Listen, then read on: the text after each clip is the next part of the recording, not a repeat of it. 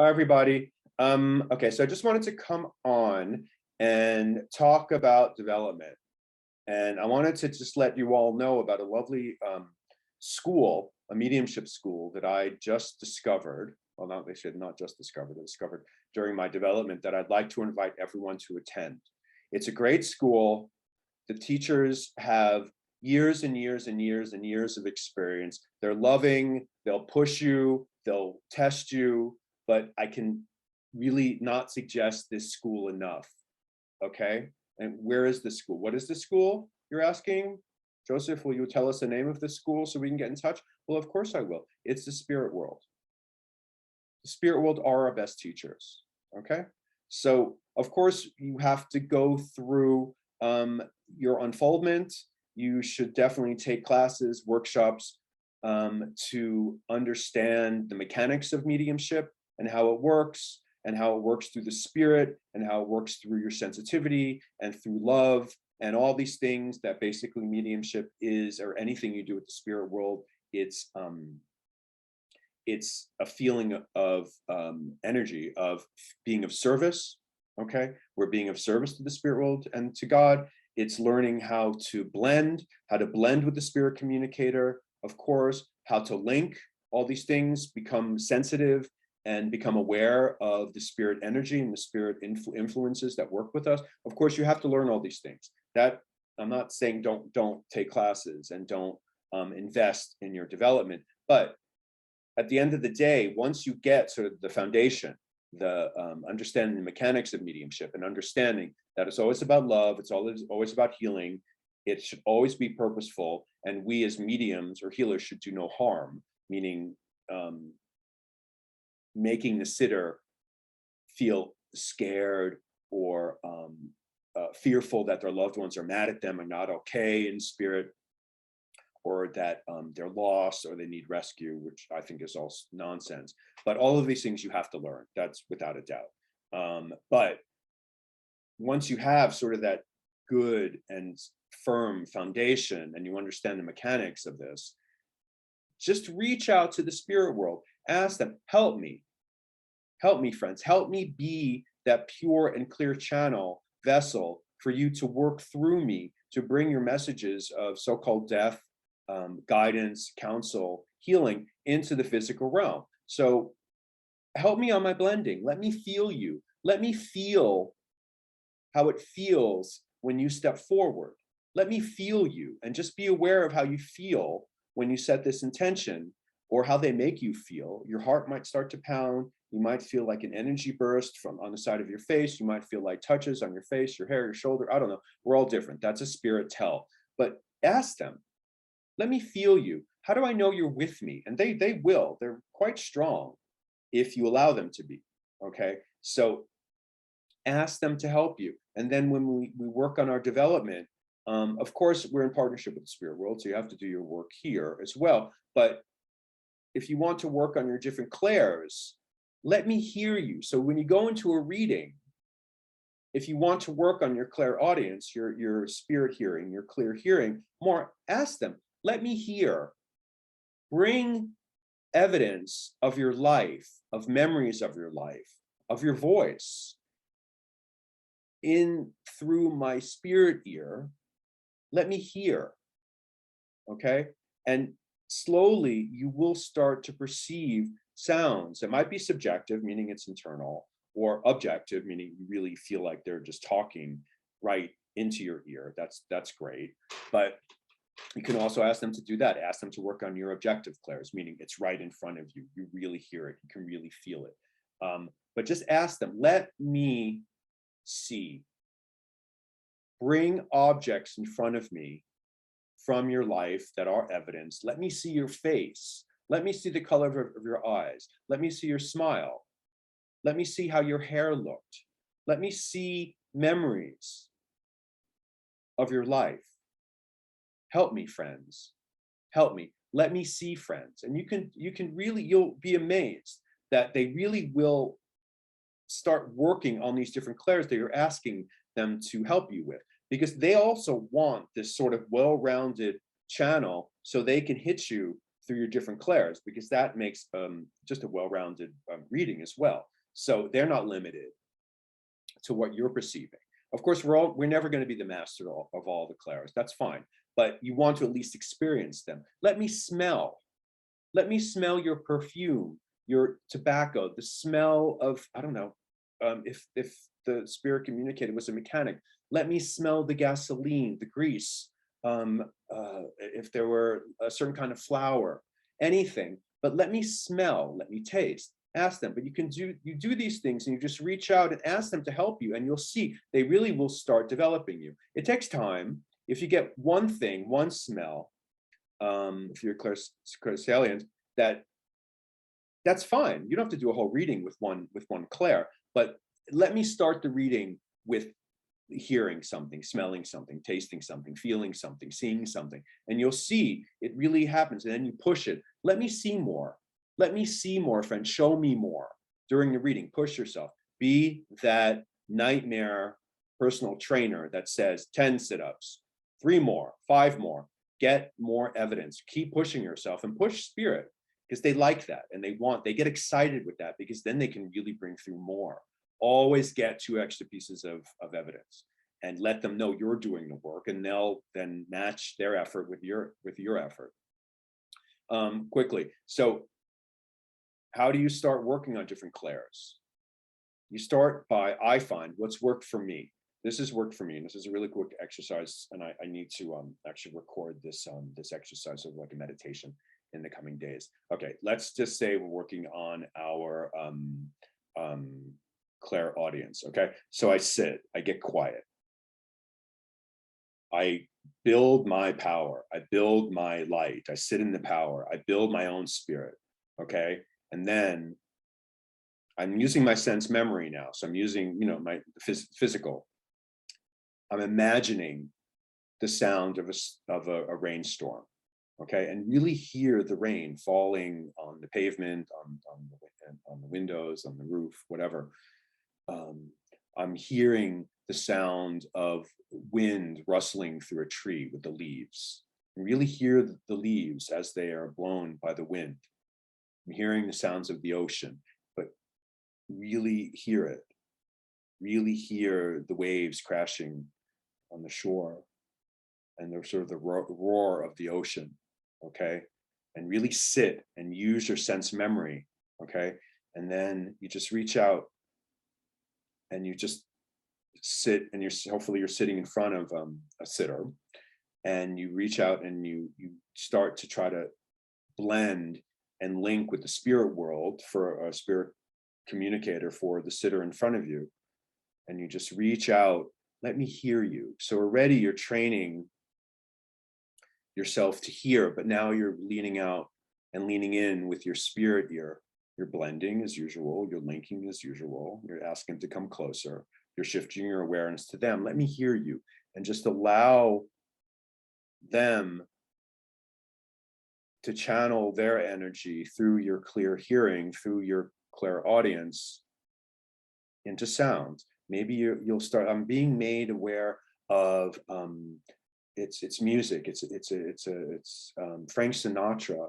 It's jazz. It's a trumpet. It's a piano, and just start letting that build. Or I'm hearing it's a gentleman's voice, and I know I'm hearing his laughter, and I know when I hear his laughter, it's a really booming belly laugh. Okay, so you just allow them to start using your clairaudience to bring their sounds, which is evidence, through you. Okay, same thing with clairvoyance. Close your eyes. Okay, same thing. Just sit for a moment and really visualize a sunset, a sunrise, the vibrant colors of a sunset or sunrise. Really see the reds, the oranges, the yellows, a beautiful blue cloudless sky, this turquoise blue, and really visualize it with your eyes closed, and really see it. Fall foliage on a tree, and then zoom in and see individual leaves of these beautiful fall colors. Zoom in more and see the veins on the leaves. Okay, a beach, sand, and then zoom in on the sand, see the individual grains of sand, and just keep doing that. It doesn't matter what you visualize. It should be something, I feel it works really well with in nature things, or it could be, seeing your child as a baby in the crib laughing. So positive things. Your dog running in a field, wagging its tail, your cat sleeping on your stomach, and something positive. And then, like I said, you have a sitter in front of you. You set the intention that you want to bring through a communicator for them. You link, you blend. Show me something, friends, and this show me something through my clear sight, my clairvoyance, and just see what starts to come in front of you, or through your subjective clairvoyance, and just say, I'm seeing a farmhouse, and as I'm seeing the farmhouse, and ask them, take me into the farmhouse, take me into the kitchen, and just see if they'll start to show you around the kitchen. I'm seeing on this kitchen a cookie jar and tons of food, a lot of pies. Whoever this spirit communicator is, I'm sensing it's a woman, like to bake. There's a lot of baking, a lot of desserts, and let that start building. Now I'm seeing, as I'm being aware of this lovely woman stepping forward, she's showing me her blue eyes, and these blue eyes are really vibrant. And I know I can see her smiling. When she smiled, her eyes just sparkled. Show me more. Show me. Let's see if they start showing you objects. Maybe they'll show you their hands. Maybe they'll show you a ring. Okay, but this is the way that it works for me to build my clairs. Same thing with smell. Start to imagine how an orange smells, your favorite dessert smells, the smell of rain, the smell of grass, and then have them reach out and say, now bring smells through from evidence. And this is really the way you start building it. But this is what I'm saying, that they will develop us. Okay, they will help us, but we need to do the work. We need to prepare ourselves and be that vessel and be receptive to it. So you can't just say, let me smell. First, you have to sort of train yourself into it with these exercises, I find. But you can use this for any clairs. How do you feel? Do you feel happy? Do you feel sad? How did you feel when in your last reading, when you brought through a name and the name was right, you got all excited? And then you reach, think of a few things that make you feel happy, make you feel relaxed, safe, comfortable, and then reach out to the spirit world and have them work through your clairsentience. How do they feel? How did this grandfather feel? He felt protective. He felt joyful. You feel love. I feel the love running through me from your grandfather directed at you. Okay. So this is the best way that I've learned how to develop my clairs. But it takes asking them to help me develop, help me hone in on my abilities to help you in the best way possible. Let me help you. Okay, so I hope that makes sense. But like I said, it's really it's a partnership. So you need to do the work, but ask them. And they really are, I find, to be the best school. And they will really train you. I mean, I'm living proof of that. They work with me every day. They push me way further than I think I can actually go, but I trust them and I just listen to them. So write through me, friends. I want to be able to work on my channeled writing, my automatic writing, my trance writing. Just allow them, and they'll do all of these things. There's really no limit. This video can go on and on about what you can do with spirit, but you need to, whatever really, let your development guide your unfoldment, and you'll see they can show you amazing things, and you might really be in a completely different space than you thought you would be in a year from now. But that's okay. They know what they're doing. They have this all planned out for you. So the best thing that I do at this point, I don't think about it anymore, and I never worry about the how. Okay, well, how are they going to train me? How are they going to teach me that? They will. You just have to ask them. And you have to just be aware that if you're asking them to show you things, that you try. So if you're perceiving something through your clairvoyance, I don't know, I'm being shown Jabba the Hutt from Star Wars, and you're in your mind, you're like, I can't say that. What the hell's that? That's crazy. Say it. Say it to your sitter. What's the worst your sitter could say?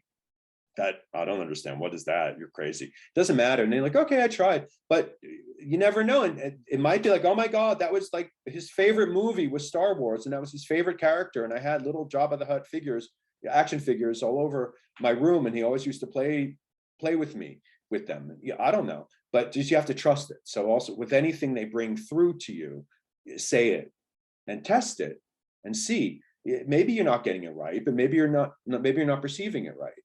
That's okay. At least then they know that, okay, so we're working on him through, because he asked us to help with his clairaudience. We're trying to bring through a name. We're trying to tell him Scott, Scott, Scott. And I'm like, oh, I have a name, and it's Stephen. His name is Stephen. And the sitter's like, no. Oh, okay. But instead of me shutting down because I got to know, I'm like, okay, I just had to give the name because that's I knew they were giving you a name, and I don't know, that's the name I got.